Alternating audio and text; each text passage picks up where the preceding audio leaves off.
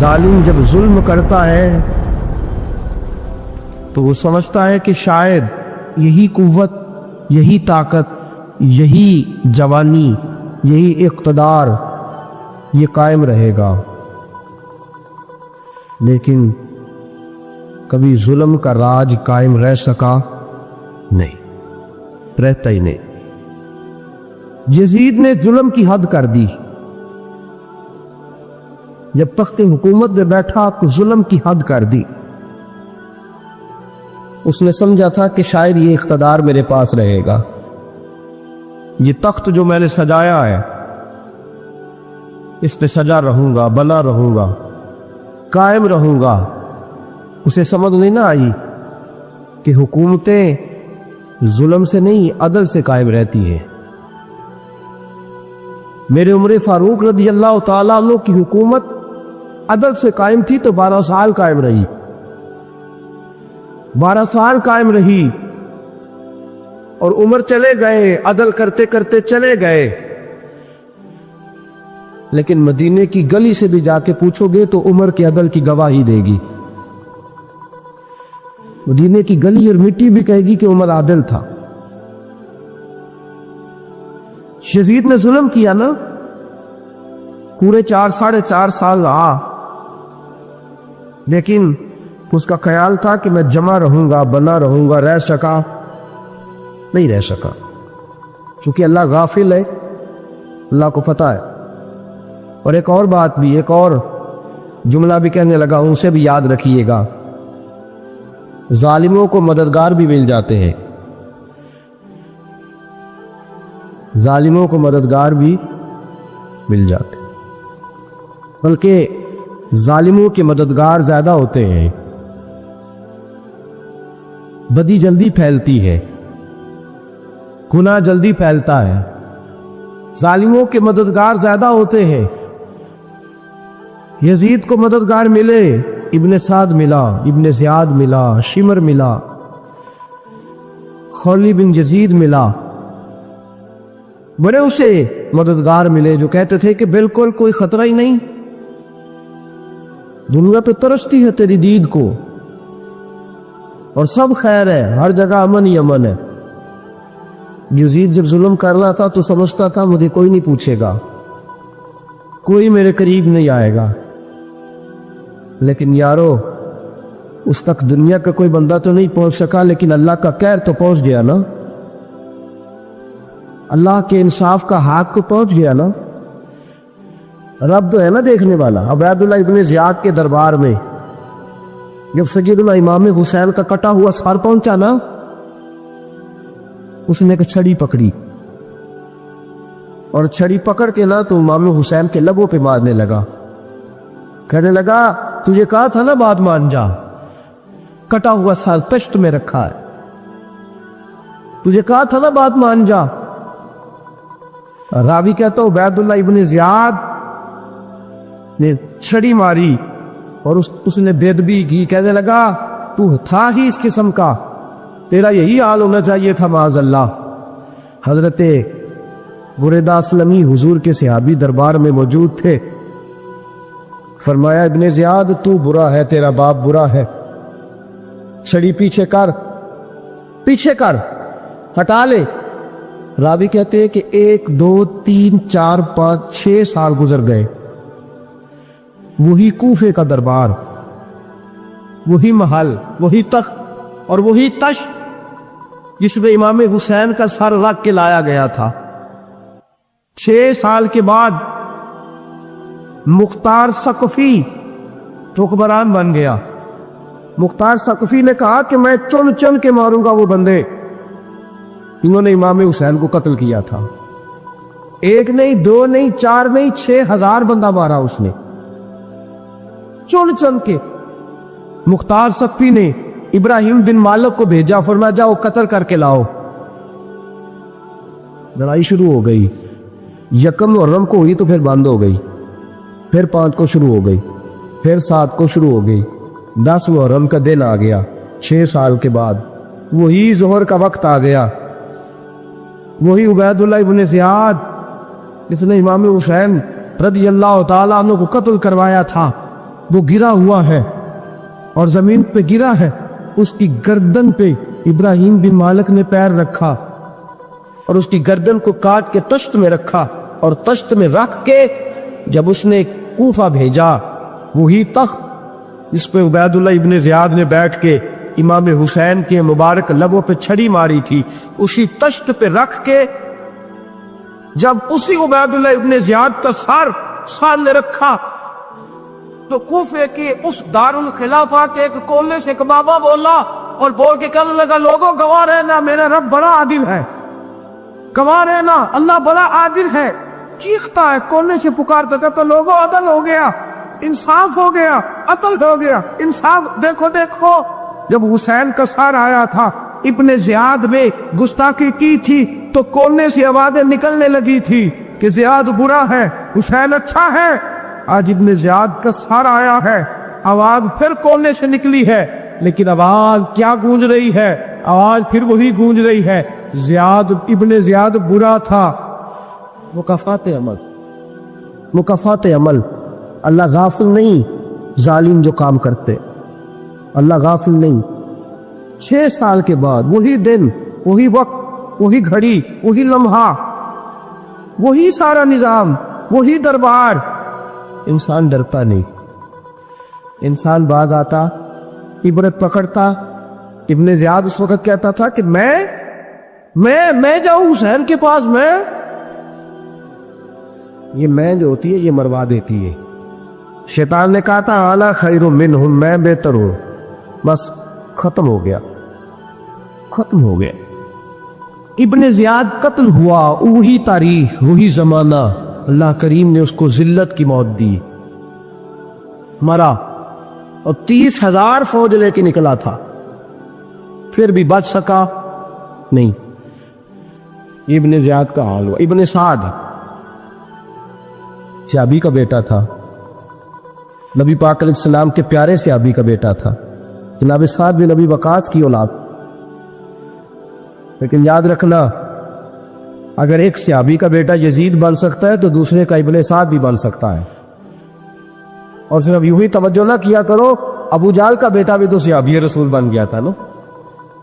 رب فرماتا میں زندوں سے مردے اور مردوں سے زندے نکال دیا کرتا ہوں. میں کبھی کبھی کعبے کے اندر بت بھی رکھوا دیتا ہوں. گھر میرا اور میرے ہی شریک ہی اس گھر کے اندر راج کرتے رہتے ہیں, میری بے نیازی ہے, کچھ کا کچھ کر دیتا ہوں. ابن سعد مختار حکمران بنا, اور مختار ثقفی نے ابن سعد کے بیٹے حب کو بلایا. اور مزے کی بات یہ ہے کہ مختار جو بعد میں حکمران بنا نا, بڑی یاری چیز کی ابن سعد کے ساتھ. جتنے قاتلان امام حسین تھے وہ کوفہ چھوڑ کے بھاگ گئے, دوڑ گئے. اور ایک بات یاد رکھنا, ظالم بزدل ہوتا ہے, ظالم بزدل ہوتا ہے, اس کے اندر وہ اطمینان نہیں ہوتا, ڈر لگتا. بھاگ گئے سارے کوفہ چھوڑ کے. لیکن ابن سعد نے کہا مختار میرا یار ہے, مجھے کچھ نہیں کہے گا. اس کے گھر والوں نے سمجھایا کہ تو دوڑ جا, تیرا تو ظلم بھی بہت زیادہ ہے, دوڑ جا تو. اس نے کہا میرا یار ہے, مجھے کچھ نہیں کہے گا. اس نے کہا تو نبی پاک کے نواسوں کا نہیں بنا, تو تیرا یار تیرا بنے گا. تو رسول پاک علیہ السلام کے خاندان کا نہیں بنا, ان کا تو نے احترام نہیں کیا, یاری کا. اس نے کہا نہیں مجھے کچھ نہیں کہنے والا, تم چھوڑو اس بات کو. حق کو پیغام بھیجا, بیٹا آیا. مختار نے کہا تیرا باپ کدھر ہے؟ اس نے کہا جی ابا جی یہ باہر نہیں نکلتے, بس گھر کے کونے میں بیٹھ کے اللہ اللہ کرتے ہیں. اس نے کہا اچھا کیا کرتے ہیں؟ کہا جی گوشہ نشین ہو گئے. اس نے کہا اب تیرا باپ گوشہ نشین ہوا ہے؟ اب گوشہ نشین ہوا ہے. بھیڑیے سے لومڑی نے کہا کہ جاؤ شکار کر لو. تو بھیڑیا کہنے لگا بوڑھا ہو گیا تھا نا. بھیڑیا کہنے لگا نہیں میں نیک ہو گیا ہوں, میں نے شکار کرنا چھوڑ دیا ہے, میں کسی جانور کو تنگ نہیں کرتا. تو لومڑی کہنے لگی نہیں بادشاہ سچی بات کر, اب تجھ سے دوڑا ہی نہیں جاتا, اب شکار پکڑا جاتا, اب تجھ سے دوڑا نہیں جاتا پکڑ. اب تیرے اندر آج بھی طاقت آئے تو کم کرے نہ, تو اب بھی چھوڑنے والا, اب تجھ سے دوڑا نہیں جاتا. ملا رومی فرماتے ہیں بوڑھا ہو کے تو بھیڑیا بھی نیک ہو جاتا ہے. جتنی مرضی نمازیں پڑھے، جتنے مرضی روزے رکھے، جتنی مرضی نفل پڑھے، سارا کچھ کر لے، لیکن اللہ کبھی حسین کے گستاخ کو معاف نہیں کرے گا، کبھی نہیں معاف کرے گا۔ اس لیے کہ جو حسین کا بے ادب ہے وہ دراصل رسول پاک کا بے ادب ہے، اللہ اسے معاف کرے گا۔ اس ظالم میں اس نے ظلم کیا، ابھی 6 سال ہی تو گزرے تھے، 6 سال ہوئے صرف۔ ابن سعد بھیجا بیٹے کو، کہا جا اب اپنے باپ کو جا کے کہہ یہ مختار بلاتا ہے، بات سنے آ کے۔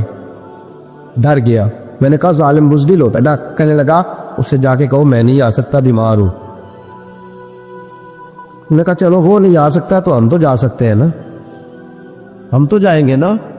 ابن سعد نے بھیجے 10-12 بندے، فرمایا جاؤ زندہ نہ لے کے آنا، میرے پاس زندہ نہ لے کے آنا۔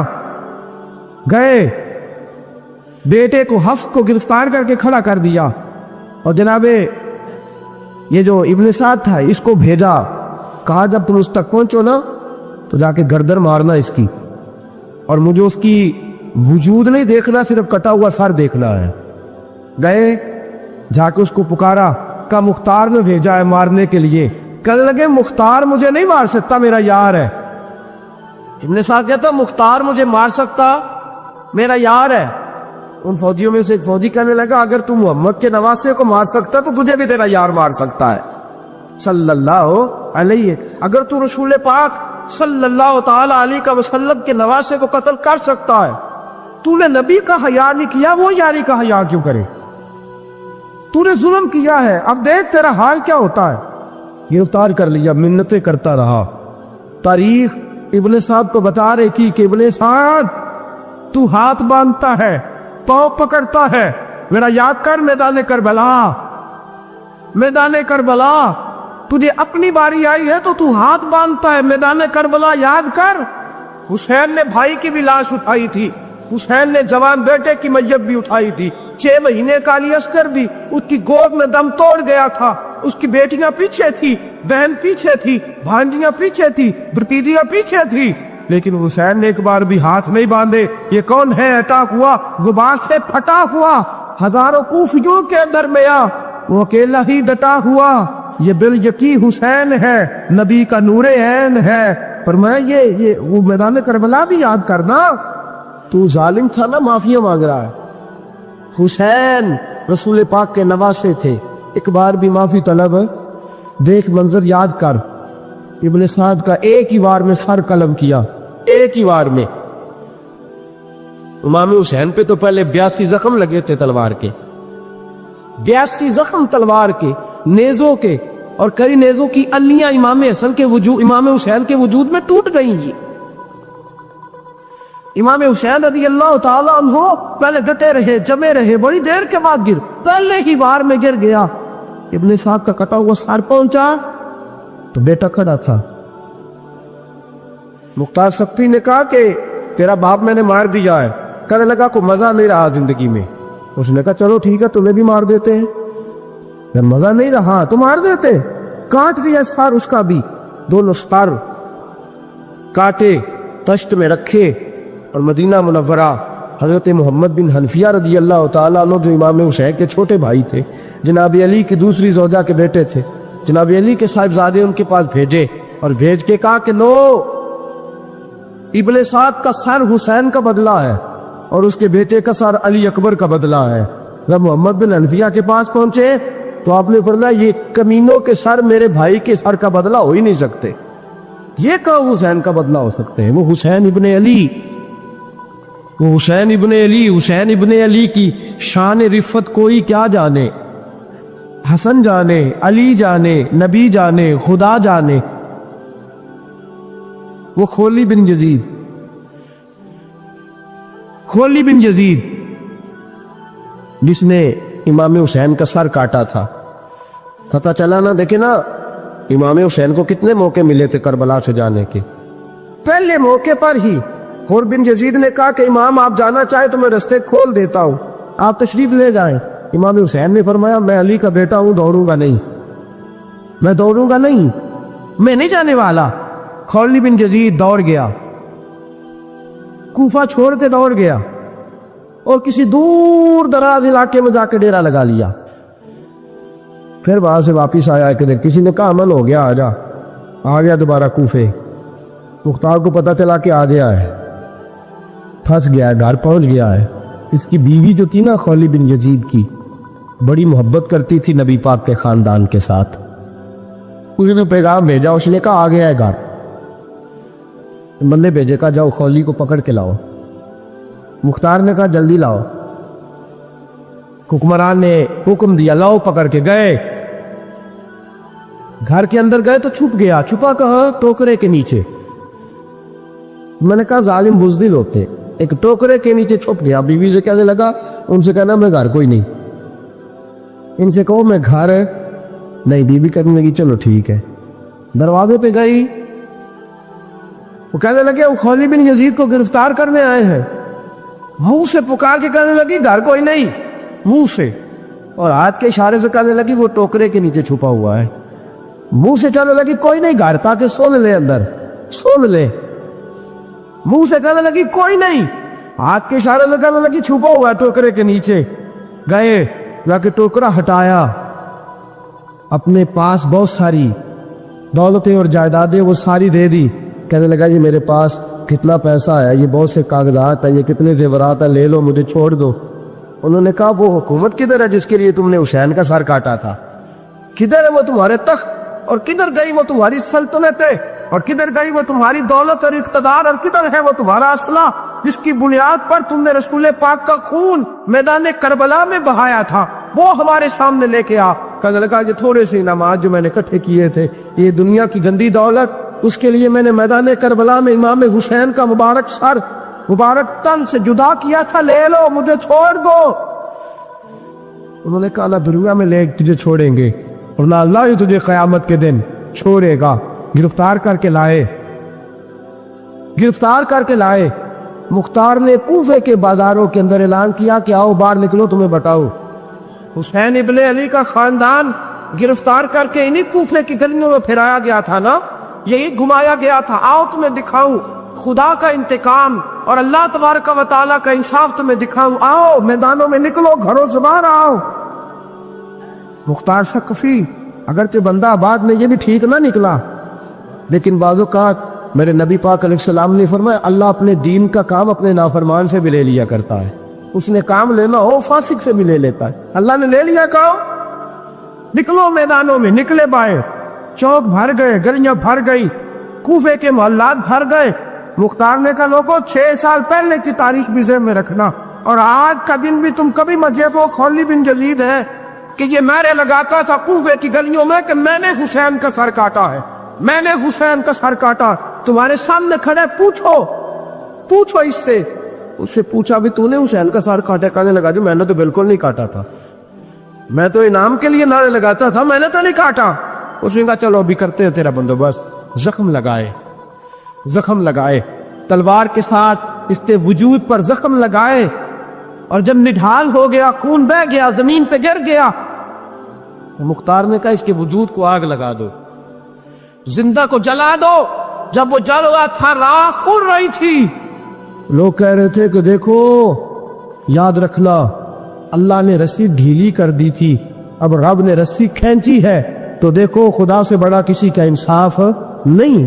کس انداز میں امام حسین کے قاتل کو شمر ذیل جوشن, میں نے کہا تھا 10 محرم کے دن جب مختار کے لوگ اس کے پیچھے بھاگے تو مدینہ منورہ تک گیا, حضرت امام زین العابدین سے بھی ملا, انہوں نے پانی بھی پلایا. کہنے لگا امام صاحب لگتا ہے آپ نے مجھے پہچانا نہیں. فرمایا میرا سارا گھر اجاڑ دیا, میں تجھے بھول سکتا ہوں؟ کہا پھر پانی کیوں پلایا ہے؟ فرمایا بند کرنا تمہارا کام ہے, اور دشمنوں کو پلا دینا یہ ہمارے خاندان کا رواج ہے. شمر دوڑتا امام زین العابدین سے کہنے لگا پناہ, مجھے پناہ ملے گی؟ آپ نے فرمایا جیسے اللہ پناہ نہ دے اسے بندہ بھی نہیں دے سکتا. تیرے پاس اب چارہ کوئی نہیں, سنیے کہ اب تجھے دیکھیں نا, یاد رکھنا ظالم دوڑتے ہیں نا, جب ظالم دوڑتے ہیں تو پناہ مانگتے پھرتے ہیں, اور جب رسی کھینچتا ہے اللہ تو پھر بھاگے پھرتے ہیں, گلیوں اور بازاروں میں دوڑے پھرتے ہیں. اس لیے کہتے ہیں کہ ڈر کے رہنا چاہیے. شمر تو کہا کہ تو اب تجھے کوئی پناہ دے نہیں سکتا، اس لیے کہ تو اللہ کی پکڑ میں آنے والا ہے۔ شمر دوڑتا دوڑتا ایک گاؤں میں جا کے چھپ گیا، وہاں کے لوگوں کو مارا پیٹا، رات کا سناٹا چھایا تو مختار سقفی کا گروہ پہنچ گیا، شمر کو گرفتار کر کے لایا۔ مختار سقفی نے کہا کہ اس کے نا ہاتھ اور پیر باندھو، یہ پانی بند کرتا تھا میرے امام کے بچوں پر، یہ پانی بند، اور نعرے لگاتا تھا، کھڑا ہو کے کہتا تھا کہ امام پانی جانوروں کو دوں گا، درندوں پرندوں چرندوں کو دوں گا، لیکن اگر علی اصغر مانگے گا تو پھر نہیں دوں گا، علی اکبر مانگے گا تو پھر نہیں دوں گا، عباس مانگیں گے تو پھر نہیں دوں گا، اگر زین العابدین مانگیں گے تو نہیں دوں گا، سکینہ شہربانو اور زینب کو پانی نہیں ملے گا، باقی ساری کائنات پیے گی، آپ کو نہیں ملے گا۔ یہ وہی شمر تھا، گرفتار کر کے لایا، 3 دن تک پیاسا رکھا، اور زبان اتنی لمبی باہر نکل آئی، العطش العطش کی آوازیں بلند کرنے لگا۔ کہا جناب اس کا کرنا کیا؟ کہا اس کے ہاتھ باندھ دو، پیر باندھ دو، اور جو بھوکے کتے ہیں نا، جن کو کئی دنوں سے میں نے بھوکا رکھا ہوا ہے، وہ کتے اس پر چھوڑو، اور جب کتے اس کا گوشت نوچے تو کوفے کے بازاروں میں اعلان کرنا کہ جو نبی پاک کی اہل بیت کا گستاخ ہو، کہا آؤ دیکھو آ کے یہ ہے مسجد کسی بے ادب کی، منہ دکھانے کے قابل نہیں ہے، ان کے دشمن پہ لعنت خدا کی، رحم پانے کے قابل نہیں ہے، اور میں دیکھو جان پہ نہیں نکل رہی۔ فرمایا یہ وہ ہے جس کو 2 گز زمین بھی نہیں مل سکی، کتوں کے پیٹوں میں اسے جگہ ملی ہے، یہ وہ تھا تو جناب امام حسین رضی اللہ تعالیٰ عنہ کے خاندان پہ پانی بند کرنے والا تھا۔ میرے عزیزو دیکھو، رب فرماتا ہے کہ میں کبھی کسی ظالم سے غافل ہے، جس آدمی کے پیچھے مولا علی نماز پڑھتا ہے وہ بندہ تجھے قبول کیوں نہیں؟ جس ابو بکر صدیق کے پیچھے وہ نمازیں پڑھتے ہیں تجھے کیوں نہیں قبول؟ جس عمر کے وہ مشیر بنتے ہیں تجھے کیوں نہیں حضرت عمر قبول؟ اور جس عثمان غنی کے بارے میں مولا علی کی یہ رائے ہے کہ امام حسن اور حسین کو تلواریں دے کے حضرت عثمان کے دروازے پر کھڑا کر کے کہا بیٹا یہاں کھڑے رہنا، کوئی دشمن عثمان کے قریب نہ آنے پائے، تو جس عثمان کے حضرت علی محافظ ہے تجھے وہ عثمان کیوں قبول نہیں؟ یاد رکھو، ہم لعنت بھیجتے ہیں فرقہ واریت پر، امت کو تباہ کرتے ہیں وہ لوگ جو فرقہ واریت پیدا کرتے ہیں، لیکن آپ کو بتاؤں جس جماعت سے آپ کا تعلق ہے نا، اس جماعت کی امت مسلمہ کو ضرورت ہے۔ قیامت بھی 10 محرم کو آئے گی، جمعے کا دن ہوگا، تو میں آج دل کو حاضر ناظر رکھ کے اپنی طبیعت کو حاضر پا کے باشعور آپ کو کہہ رہا ہوں، جاگ کے سننا خدا کا واسطہ، آپ اس جماعت سے تعلق رکھتے ہیں، اگر کافر کے سامنے اسلام کا کوئی چہرہ پیش ہو سکتا ہے تو صرف سنی کا چہرہ پیش ہو سکتا ہے، ختم ہو گئی بات۔ ورنہ کوئی صحابی کا بے ادب ہے، کوئی اہل بیت نبوت کا، آج مجھے کہہ لینے دو، کھل کے کہہ لینے دو، لوگ دلیلیں دیتے پھرتے ہیں، کہتے ہیں جی ایک وہ پینٹ کوٹ والا مولوی ہے، اس نے اینک بھی لگائی ہے، داڑھی بھی رکھی ہے، پینٹ کوٹ بھی پہنتا ہے، اس نے جی 1500 بندہ ایک دن مسلمان کر دیا، ایک دن 1000 مسلمان کر دیا، پر پتہ وہ بدبخت کہتا کیا ہے؟ وہ کہتا ہے امیر المومنین یزید رضی اللہ تعالیٰ عنہ، میں کیا کروں اس کے 1500 مسلمان کو یا 2000 اس کے کلمہ، اور وہ یہ بڑی دلیلیں دیتا ہے، وہ دلیلیں سنبھال کے رکھے، وہ دلیلیں جو جی بڑے لوگ اس کے ساتھ ہوتے ہیں، تو کربلا کے موقع پر زیادہ لوگ یزید کے ساتھ تھے، زیادہ لوگ، ہم کثرت کے قائل نہیں، ہم حق کے قائل ہیں، ہم اب چھوڑ دو بات، دلائل کی طرف آؤ۔ عجیب تماشا ہے، اور ایک مولوی صاحب اس کی حمایت کر رہے تھے، کہتے نہیں بندہ ٹھیک ہے، وہ بھول گیا تھا، اصل میں قصور عبید اللہ ابن زیاد کا تھا، اصل میں غلطی عمر بن سعد کی تھی، تو یزید کو زیادہ الزام نہیں دینا چاہیے۔ میں نے کہا بڑی تمہاری قریبی رشتہ داری ہے یزید کے ساتھ، تو اللہ سے دعا کیوں نہیں مانگتے کہ تمہارا حشر یزید کے ساتھ کرے؟ مانگنی چاہیے نا دعا، کیا خیال ہے آپ کا؟ ہم الحمدللہ جمعے والے دن مسجد میں بیٹھ کے دعا کرتے ہیں، یا اللہ ہمارا حشر امام حسین کے غلاموں میں کرنا، تو بھی کرنا، جرت ہے، کر جرت، ہماری جرت دیکھ، ہم یہ نہیں کہتے ان کے ساتھ کر، ہم کہتے ہیں یا اللہ ہمارا حشر ان کے ہماری ضرورت دیکھو، ہم ان کے غلاموں میں، قدموں میں، نوکروں میں بیٹھنے کو وہ دعا مانگ رہے ہیں، یا اللہ ہمارا ان کے غلاموں میں، غلاموں کے تو بھی ضرورت کر دلیری، کر ضرورت کہ یا اللہ میرا حشر یزید کے ساتھ کر دلیری۔ اگر اتنا ہی اچھا تھا تو بے شرمو اتنا ظلم نہ کرو، اتنی زیادتی، اتنا ظلم نہ کرو، یہ ظلم ہے۔ امام حسین جمعے والے دن خطبہ پڑھنے لگے، جمعے سے پہلے امام حسین نے خطبہ پڑھا اور آپ نے ایک جملہ کہا جو ہمیشہ یاد رکھا جائے گا۔ آپ نے فرمایا یزید کو جا کے بتا دو کہ مجھ جیسا تجھ جیسے کی بیعت نہیں کر سکتا۔ او کیا فکرہ ہے امام علی مقام کا۔ فرمانے لگے مجھ جیسا تجھ جیسے کی بیعت، اور آپ فرمانے لگے بتاؤ اس وقت پوری دنیا میں کوئی نبی کا نواسہ موجود ہے میرے سوا؟ حضرت آدم سے لے کر مصطفیٰ کریم تک اس وقت پوری دنیا میں کوئی نبی کا نواسہ ہے؟ اور فرمایا اگر میں ہی ہوں پوری کائنات میں، لوگ کہتے ہیں فلانا علامہ صاحب کی تبلیغ بڑی ہے، ہم سے بڑا کون ہوگا تبلیغ کی بات کرنے والا؟ لیکن ڈرو اللہ سے، ڈرو، گمراہ نہ کرو قوم کو۔ یہاں تباہی اتر گئی ہے، کوئی بڑی داڑھی رکھ کے معاذ اللہ تعالیٰ اہل بیت کے بارے میں بکواس کرتا ہے، اور کوئی بالکل داڑھی مڈا کے نلدا سر کر کے ممبروں پہ ناچتا ہے اور صحابہ کے بارے میں بکواس کرتا ہے۔ میرے مصطفیٰ کے پاس اگر ابو بکر آئے ہیں تو وہ بھی شان والے ہیں، اور اگر بی بی عائشہ صدیقہ ان کے بستر پہ رہی ہے تو وہ بھی شانوں والی ہے۔ مولا علی شیر خدا کے بارے میں جو بات کرے پکا بے ایمان ہے۔ عجیب تماشا لگ گیا ہے جی، جو رب نبی پاک کے جسم کے قریب مکھی نہیں آنے دیتا وہ گندا بندہ حضور کے قریب آنے دیتا ہے؟ عجیب تماشا ہے، امت کو تباہ کر رہے ہو، کافر کو موقع دے رہے ہو یہ کہنے کا یہ تمہارے نبی کے پاس بیٹھنے والے ٹھیک نہیں تھے۔ اگر حضور کے پاس بیٹھنے والے ٹھیک نہیں تھے تو بعد والے کیسے ٹھیک ہو گئے؟ تو یہ باز آنا چاہیے ان بے شرموں کو، یہ امت میں تفرقہ ڈالتے، بے حیائی کرتے ہیں۔ سنو اور یاد رکھو، حضرت امام حسین نے خطبہ پڑھا نا جب جمعے والے دن، فرمایا مجھے پہچانو تو میں کون ہوں؟ تو عمر بن سعد بولا، پکے نمازی بولے۔ عمر بن سعد کہنے لگا حسین جلدی کر ہمارا جمعہ لیٹ ہو رہا ہے۔ بلے ہو نمازیو، جلدی کر ہمارا، آئے ہائے کیا نماز ہے، یعنی نبی پاک کے نواسے کو شہید کریں گے اور شہادت کے بعد جمعہ پڑھیں گے اور نماز میں کہیں گے اللہم صلی علی محمد وعلی آل محمد۔ ان کو شہید کر کے قتل کر کے جمعے کا خطبہ دیا جا رہا ہے اور نماز پڑھی جا رہی اللہم صلی علی محمد وعلی۔ تو میرا سنی بڑا بولا ہے، کہتا ہے جی وہ زیادہ نمازیں پڑھتے ہیں۔ زیادہ نمازیں تو عمر بن سعد بھی پڑھتا تھا۔ تو بولا او خدا کے، دیکھیں نا جتنی نماز کی اخلاق کی بات شاید میں کرتا ہوں، آپ کو جماعت میں کم لوگ ملیں گے، لیکن یاد رکھنا نماز عقیدہ نہیں، روزہ عقیدہ نہیں، عقیدہ حسین ہے، عقیدہ حسن ہے، عقیدہ علی ہے، عقیدہ عثمان غنی ہے، عقیدہ عمر فاروق ہے۔ میں اس شخص کو کیا کروں؟ مجھے اس شخص کی کیا ضرورت ہے جو ممبر پہ بیٹھ کے کہتا ہے حسین ابن علی باغی تھے؟